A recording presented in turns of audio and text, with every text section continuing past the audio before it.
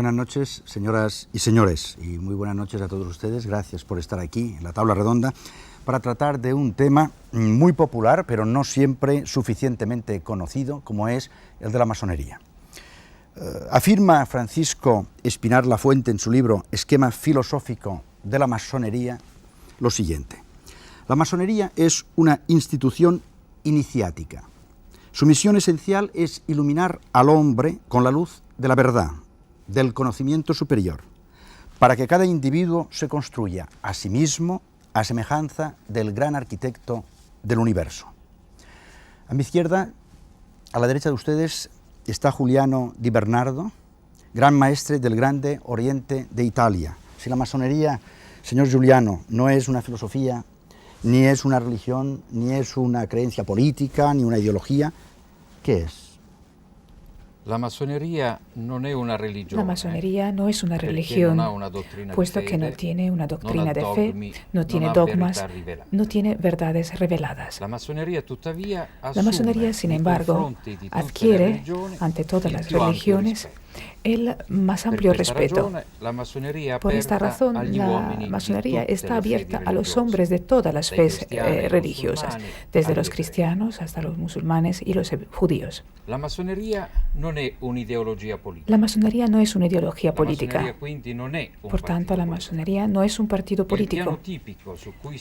El nivel característico en el que se sitúa la masonería es el nivel moral, lo que significa que los masones, desde el punto de vista moral, contribuyen, colaboran con los políticos para la solución de los problemas humanos y sociales más importantes que hoy afectan al mundo, y lo hacen sin competir con los partidos políticos, sino dando sugerencias. La masonería, en cambio, es una filosofía práctica que trata del hombre, de su naturaleza y sus finalidades.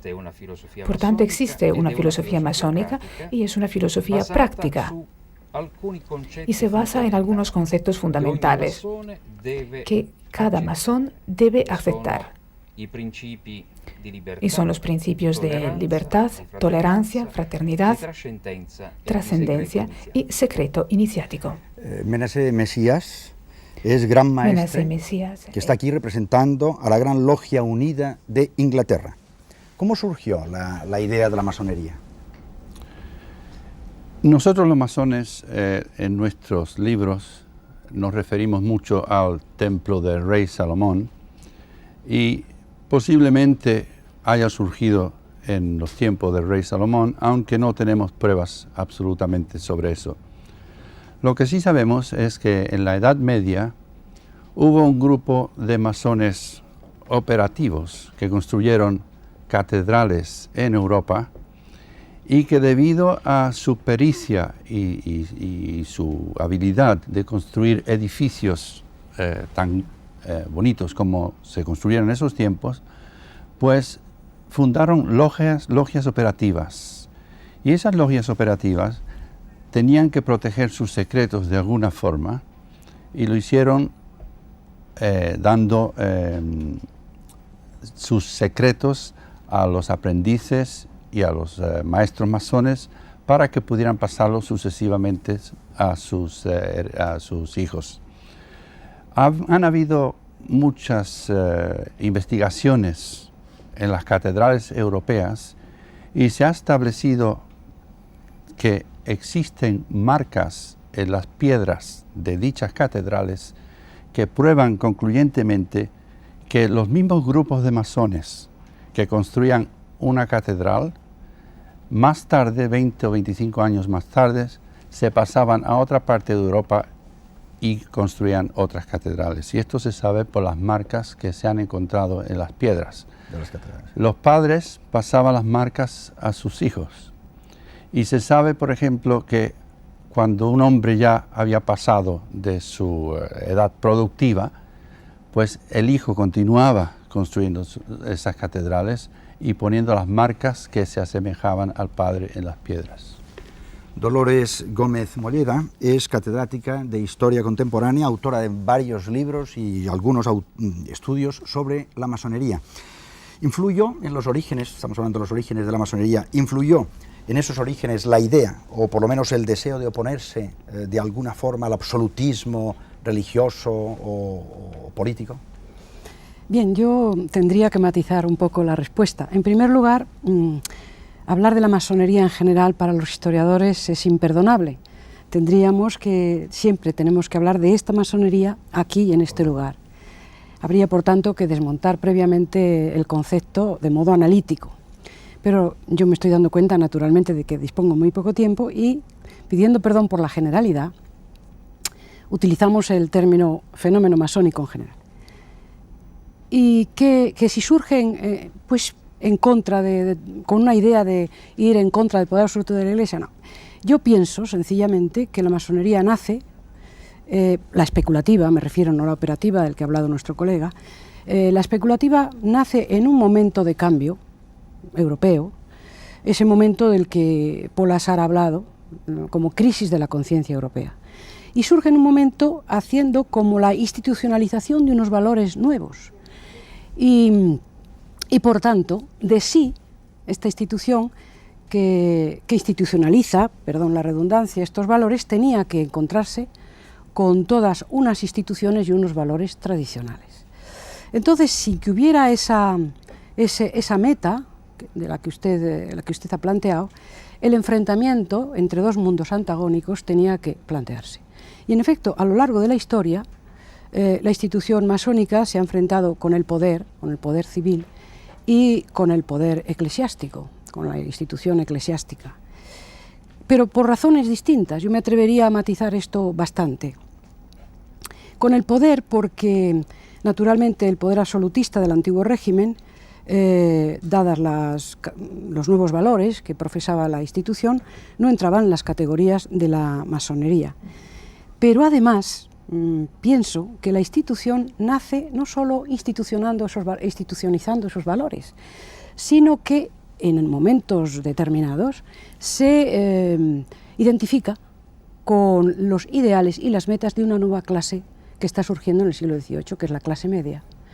Y esa clase media, sociológicamente, es una clase que no ha tenido poder, que no ha tenido retículas organizativas en el poder constituido absoluto, y normalmente a esa clase el poder, si esa clase está organizada como lo estaba, en una institución muy disciplinada, secreta y ciertamente numerosa, tenía que tener sus recelos hacia ahí. Y a lo largo de la historia se van enfrentando desde el momento en que el poder absoluto pasa constitucional menos, y desde que se presentan las dictaduras más. Sí.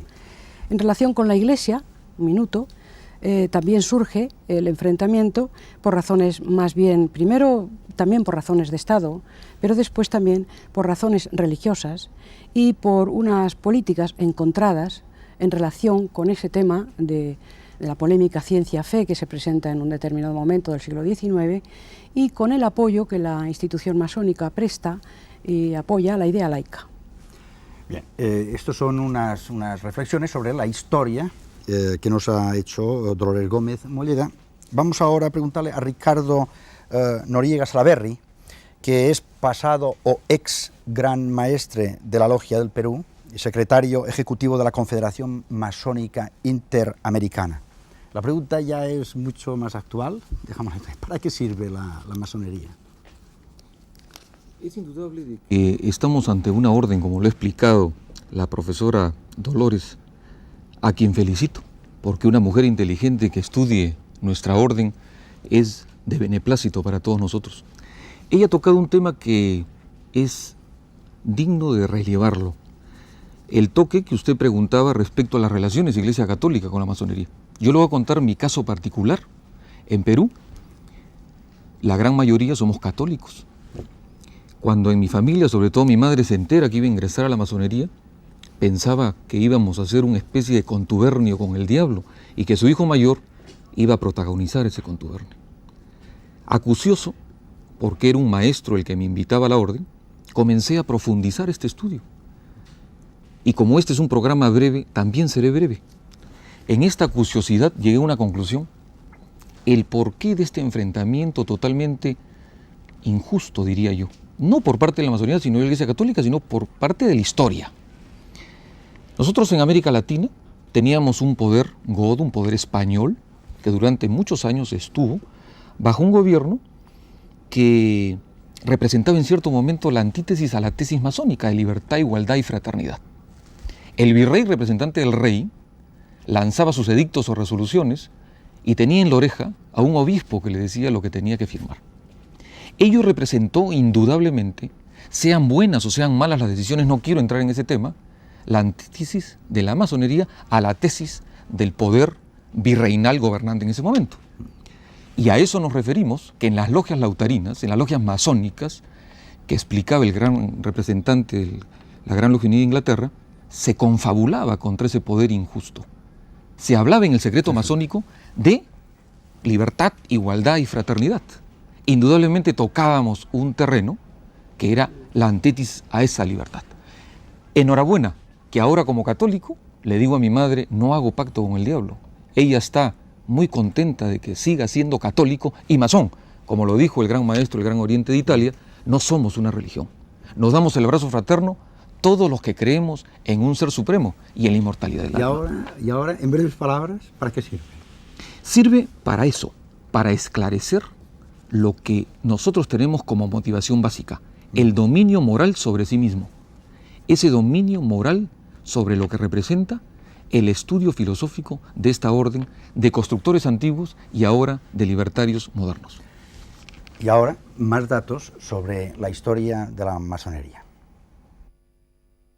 La masonería actual tiene sus orígenes en la masonería operativa, integrada por los gremios de constructores que en la Edad Media fueron los que edificaron las catedrales que hoy vemos en toda Europa.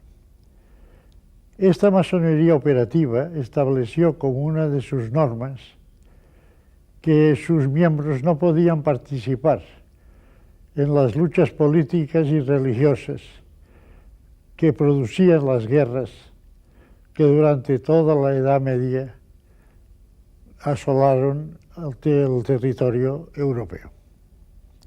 En el siglo XVII, la masonería estaba a punto de desaparecer, pero en Inglaterra esta institución decidió aceptar miembros honorarios cuya ocupación principal no era la construcción. Los llamaron masones aceptados y eran hombres interesados por la base moral, el simbolismo, la generosidad y la fraternidad que regían a la institución. Transformada la masonería operativa en especulativa, se fundó en 1717 en Londres la primera gran logia, y de ella derivan todas las otras grandes logias que forman la actual masonería mundial. Masones han sido, entre otros muchos, Sir Baden-Powell, fundador de los Boy Scouts, Henry Dunant, promotor de la Cruz Roja, Neil Armstrong, el primer hombre que puso su pie en la luna, libertadores de naciones como Francisco de Miranda, Simón Bolívar, San Martín, O'Higgins, Benito Juárez, José Martí, José Rizal, Benjamin Franklin, Garibaldi, Lafayette, una larga lista de presidentes de los Estados Unidos de América, entre ellos Washington, Lincoln, Roosevelt, Truman, etc. Científicos como Ramón y Cajal, el doctor Fleming, inventor de la penicilina, músicos como Mozart, Beethoven, Haydn, Sibelius, etc. Luis Salat, a quien ustedes han visto ya ahora en las imágenes, es gran maestre de la Gran Logia de España, y como continuación de lo que usted nos estaba explicando ahora hace unos segundos, podríamos hablar un poco sobre esa leyenda negra que se ha cernido muchas veces sobre la masonería. Sí. ¿Qué habría que decir de esto? Esto es una cosa que yo creo que es muy sencilla de explicar. Esta leyenda negra, en primer lugar, se ha cernido sobre la masonería de determinados países, porque hay muchos países que la masonería, desde que se fundó y desde que empezó, ha sido respetada y ha sido aceptada, y nadie le ha puesto ninguna leyenda negra. ¿A dónde le han puesto una leyenda negra? en países sometidos a sistemas dictatoriales, a países que han sido fuertemente dominados por un clero católico que instauró una inquisición que todos sabemos, porque sería alargarnos mucho entrar en estos detalles, que el delito de ser masón acarreaba el tormento hasta que se retractaban en esto. Entonces, esto es una leyenda negra, ¿por qué?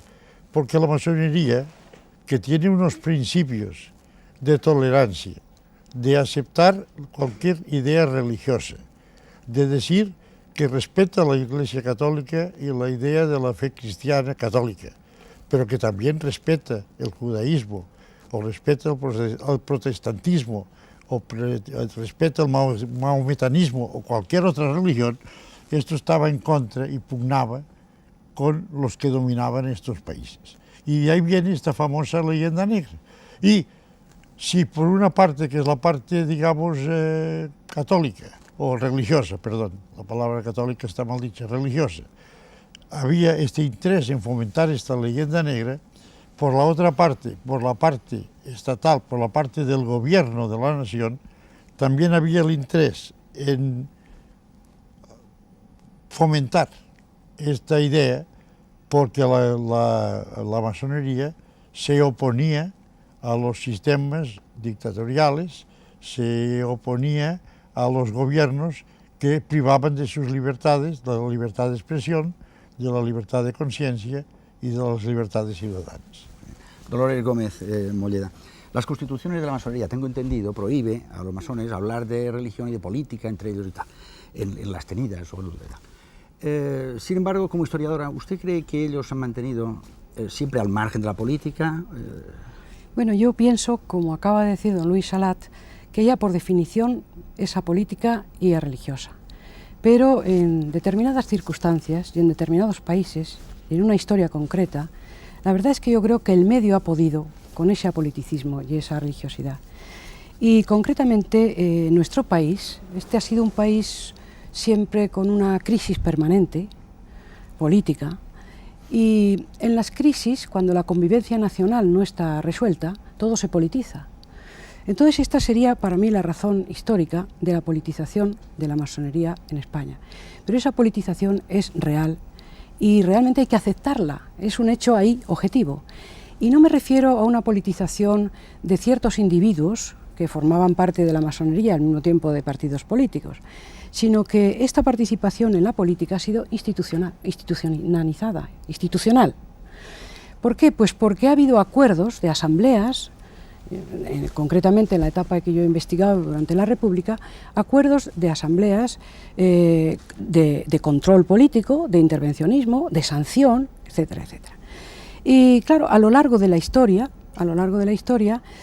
hay que matizar mucho, porque ese intervencionismo político no es tanto como el que se ha dicho tampoco. Creo que incluso algunas obras de los propios masones, no digamos de los no masones, han contribuido a este equívoco. Y por ejemplo, nadie habla ya del complot masónico de la Revolución Francesa, tampoco podemos hablar del protagonismo de los masones en las Cortes de Cádiz. Durante la etapa de Fernando VII las cosas no están nada claras, porque lo que se había dicho está hecho sobre la documentación de Palacio, y es una documentación muy confidencial de la policía, sin base real. Todo eso hay que repensarlo y rehacerlo.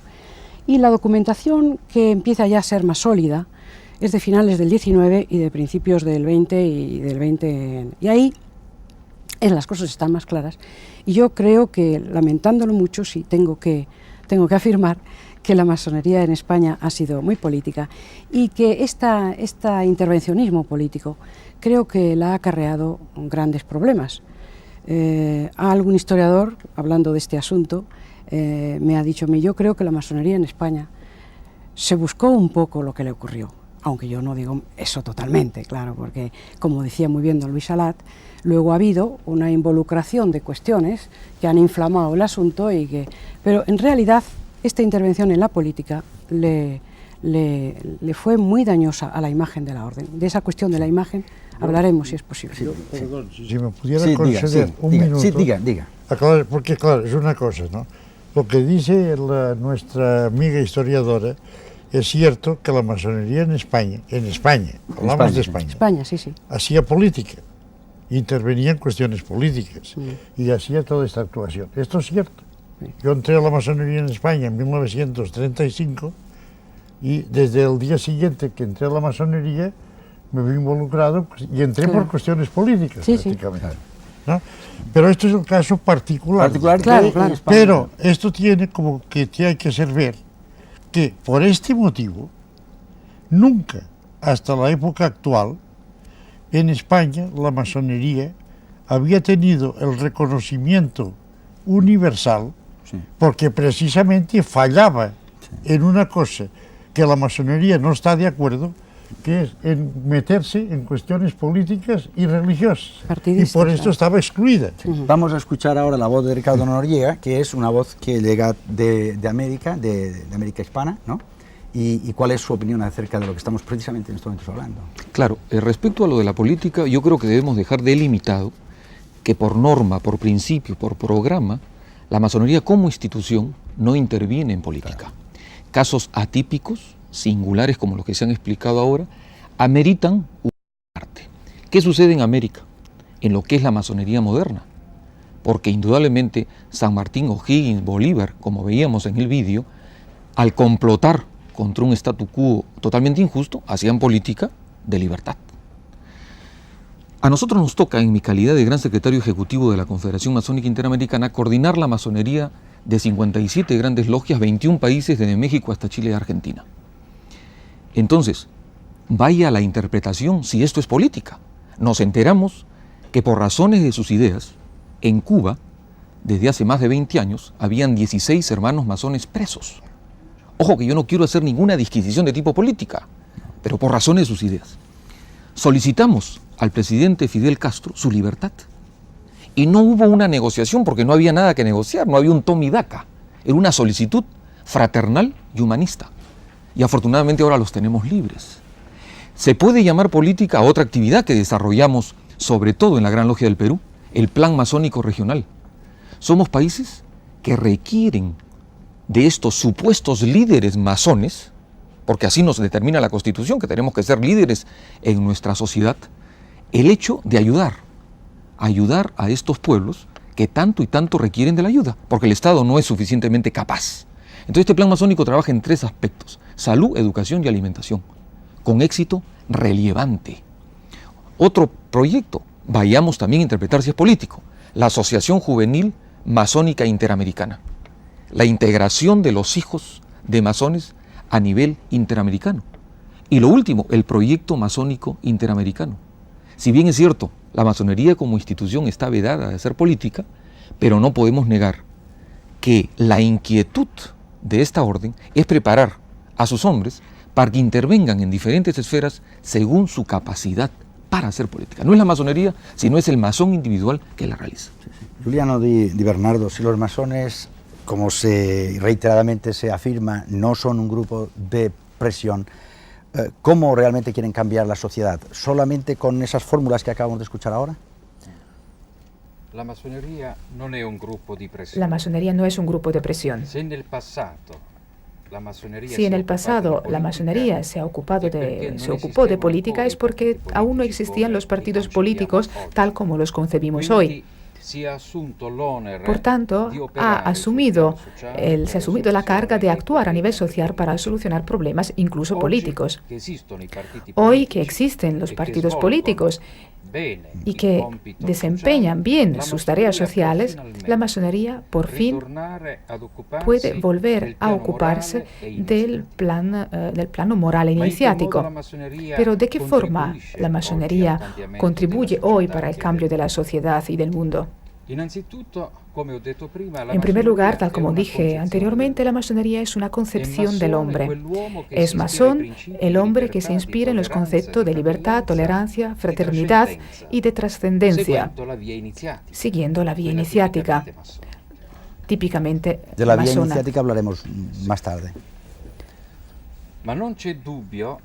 No cabe duda, sin embargo, de que la masonería, al ser una concepción del hombre, cree en un ser supremo.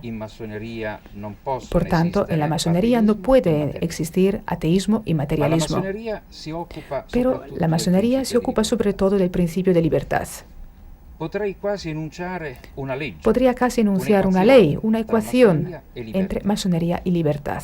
La masonería nace y se desarrolla cuando existe la libertad. Cuando la libertad no existe, la masonería está obligada a ir al sueño, como decimos nosotros. Y esta ley la podemos encontrar en todos los contextos históricos, recientes y menos recientes. Pensemos en el nazismo, en el fascismo, en el franquismo. Pensemos también en el comunismo que ahora se está derrumbando. En los países del Este, en la Unión Soviética, hoy cae la dictadura y vuelve a nacer la masonería.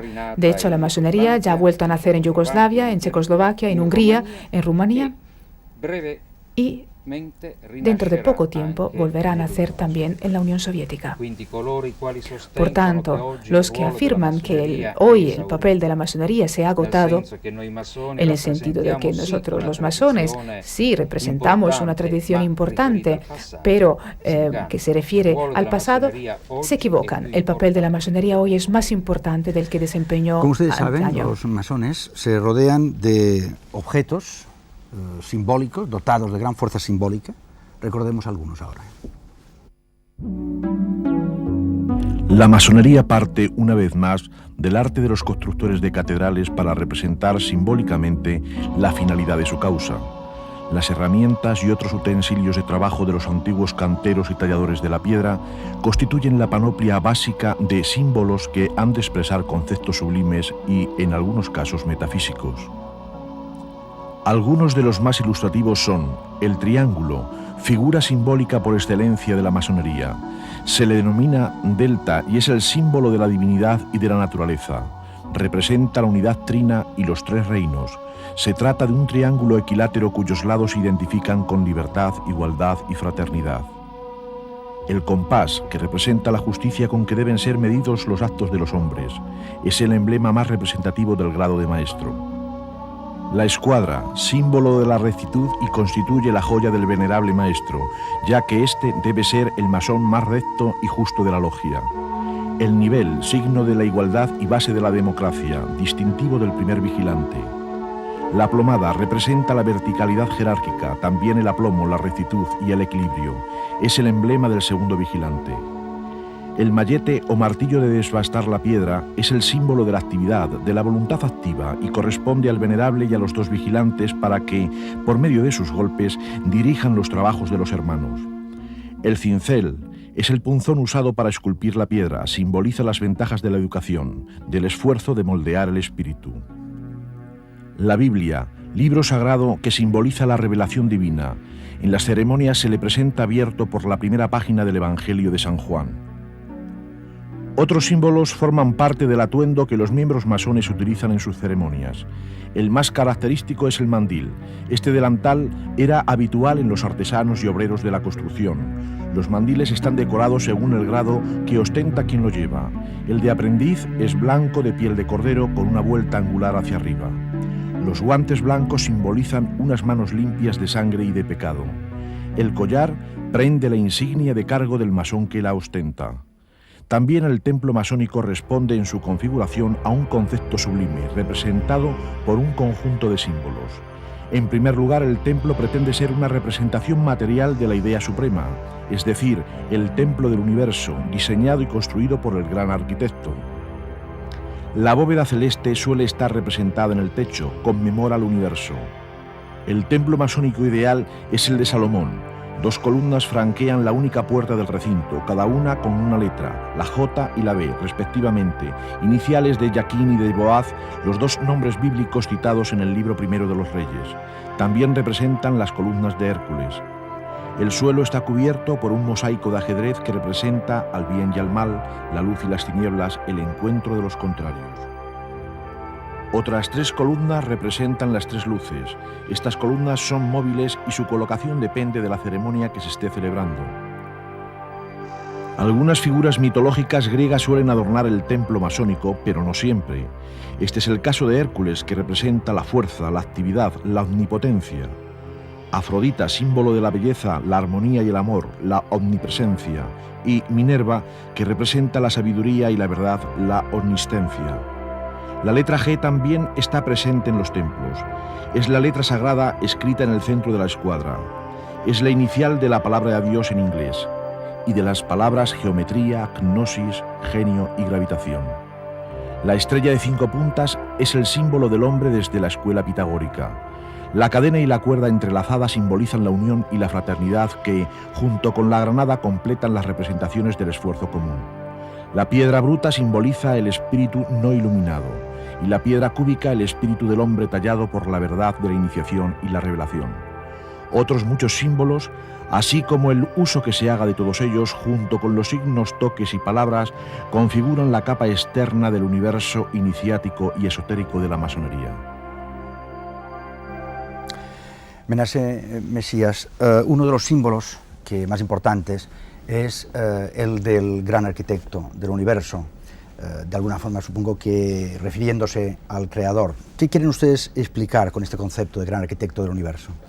Bueno, primeramente debo de decir que la masonería era un movimiento cristiano antiguamente y gracias a la tolerancia de los cristianos hacia las otras religiones reconocidas, evolucionó la masonería de tal forma que tanto los rituales como las ceremonias se adaptaron para que pudieran unirse a las filas masónicas a aquellos que no eran cristianos. Por consiguiente, hay muchos términos en nuestros rituales que pueden ser interpretados por diferentes religiones por igual, y el arquitecto del universo, a mi juicio, es una forma idónea para que los judíos, los cristianos, los musulmanes y todos los que profesen una religión monoteísta puedan asistir a una tenida masónica y no ofenderse si se menciona el nombre de uno de los dioses o el nombre que le dan ellos a sus dioses. Esto no quiere decir que el término gran arquitecto del universo sea derogativo a ninguna religión, todo lo contrario. Es una forma de conseguir que debajo de un mismo techo se puedan encontrar gente con divergentes opiniones religiosas en paz y en armonía. Luis Salat, ¿usted cree que el hombre de hoy tan pragmático, ejecutivo, puede interesarse por tanta simbología? Pues hay una cosa que es muy curiosa, y es que la masonería, que quizá tuvo una época a principios del siglo actual, que estuvo un poco en decadencia, hoy en día es al revés. En este mundo convulsionado, en este mundo falto de ideales que estamos viviendo, o falto de muchos ideales, hay una juventud que busca algo. Y esta juventud está encontrando esto. Y una cosa muy clara que nos demuestra esto es que, por ejemplo, en España, después de 40 años, de que se había prohibido, que se había hablado todo lo que se habló de la masonería, pues la Gran Logia de España encuentra eco. Y encuentra eco no en personas de 80 años o de 70. El viejo soy yo, que me inicié en el 35. Pero lo que vienen son personas prácticamente recién graduados, muchos de ellos, que buscan un ideal en la vida, porque en este mundo materialista, egoísta, en que no hay ideales, se ha perdido mucho en muchos, la fe religiosa o la cuestión espiritual, buscan algo. Y es lo que estábamos hablando, por ejemplo, de los países del este. Los países del este, pues, están surgiendo una masonería. En Alemania, después de Hitler, ha surgido una masonería mucho más fuerte que la que había antes de Hitler.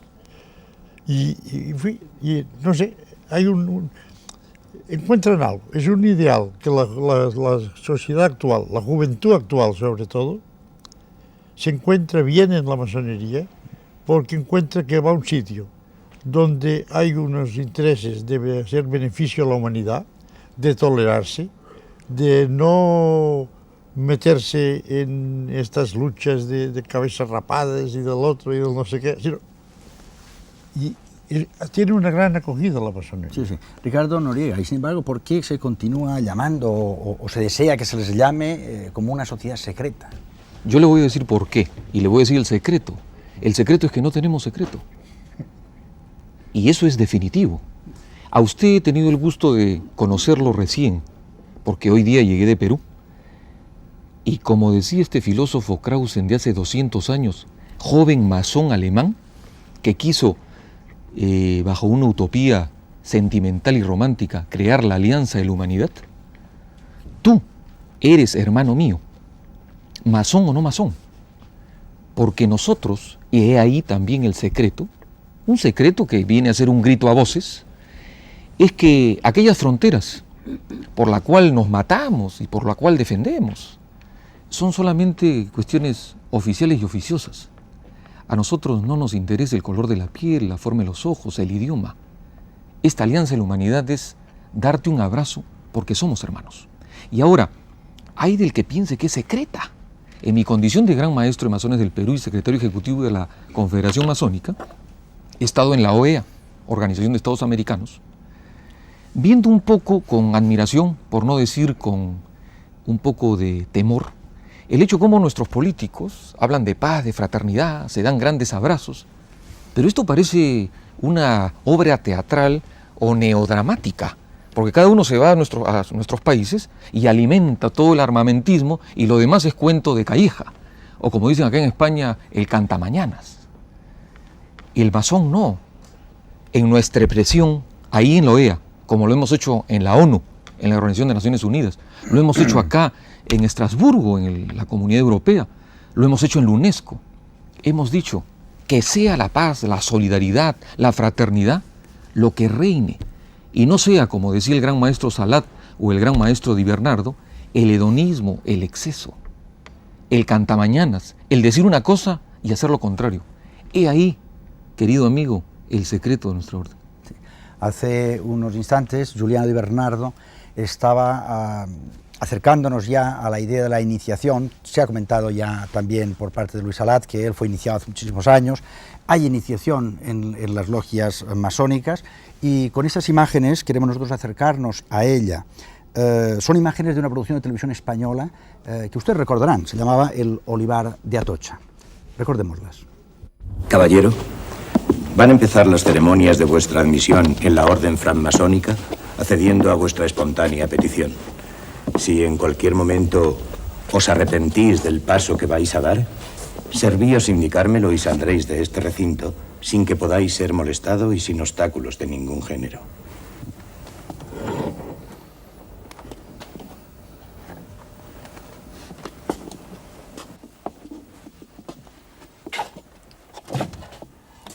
Fijaréis vuestra atención sobre las inscripciones que encontréis en los muros de este recinto y sobre los objetos que os rodean. Reflexionad sobre ellos y luego contestad por escrito a las preguntas consignadas en los papeles que hay sobre la mesa. Me voy a retirar con el objeto de dejaros en la soledad para que meditéis con serenidad sobre el importante paso que vais a dar. Venerable maestro, a la puerta del templo llaman profanamente. Ved quién llama de ese modo. ¿Quién va? Soy el hermano experto que conduce a un profano, el cual desea penetrar en nuestros augustos misterios. Decidle al que conducís que se retire, que para nada le necesitamos. Insiste en entrar y pretende que le abráis las puertas del templo. ¿En qué funda su insistencia y sus pretensiones? En que es hombre libre, honrado y de buenas costumbres. ¿Quién responde de él? Yo, que soy su conductor y que conozco sus buenas condiciones. Hermano secretario, ¿es este el profano que esperábamos? Sí, venerable maestro. Dadle entrada. ¿Os encontráis con el valor suficiente para arrostrar la muerte si fuera preciso, antes de abjurar de las ideas de progreso y libertad sustentadas por la francmasonería? Sí. Profano, ¿qué solicitáis de nosotros? Luz. Pueblo masónico, Como soberano que sois, ¿qué pedís para el profano? Luz. La luz le será dada al tercer golpe de mallete que parta del oriente.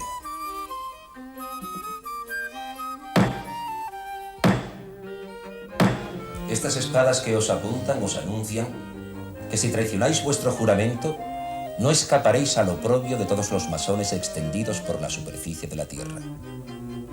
Pero también os anuncio que si os mantenéis fiel a vuestros principios, todos volarán en vuestra ayuda en caso de peligro. Hermanos, retirad las espadas. ¿Os ratificáis en la promesa que antes os he leído? Me ratifico. Si así lo hacéis, que el gran arquitecto del universo y la orden os lo premien. Y si no, os lo demanden. Formemos la cadena de unión.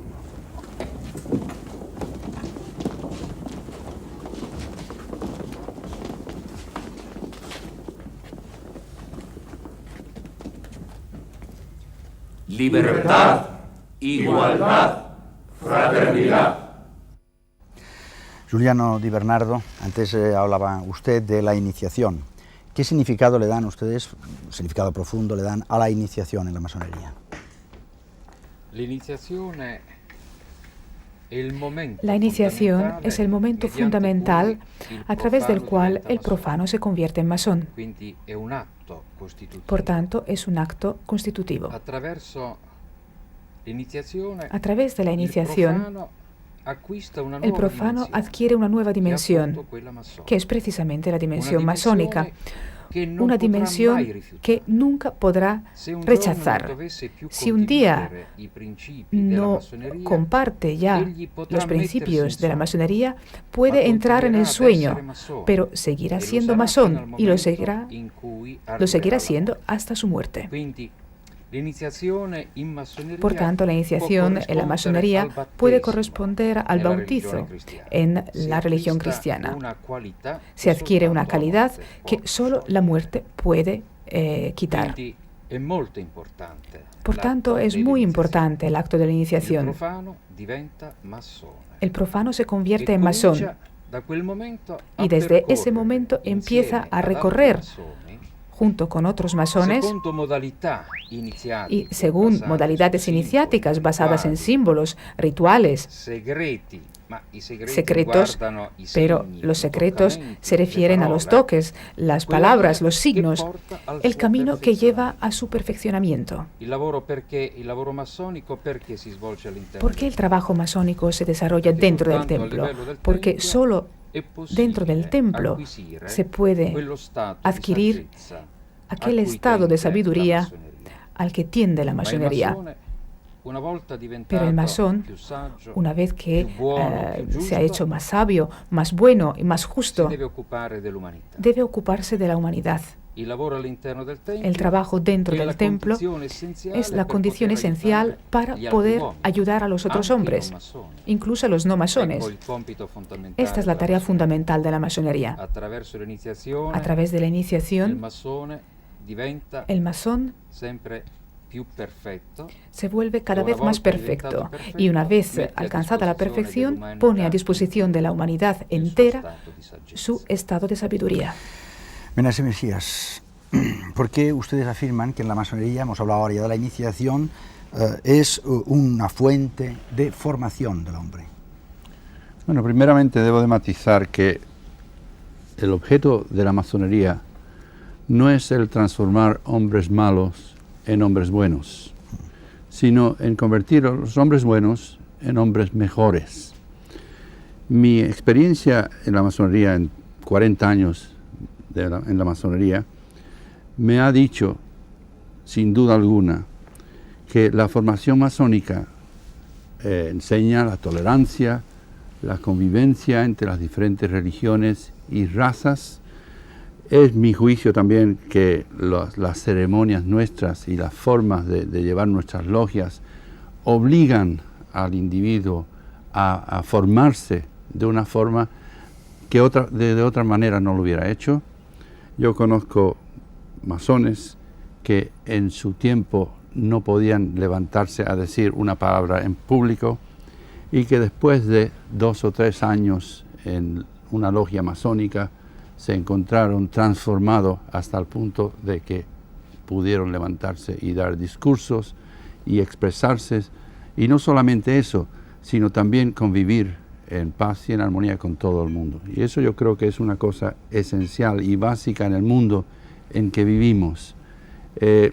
Nosotros respetamos todas las religiones, y eso es la base de la tolerancia masónica, y es una cosa que falta mucho en el mundo, que la persona de diferente color y diferente religión tenga la comprensión y la sabiduría de comprender que hay gente que no piensan como él, y que con esa gente tiene que tratar, quiera él o no quiera, hay que convivir los unos con los otros. Y yo estoy muy orgulloso de haber sido masón y comprendo que esa es una base de la formación masónica. La flauta mágica es una obra de inspiración masónica que compuso Mozart. Escuchemos un fragmento.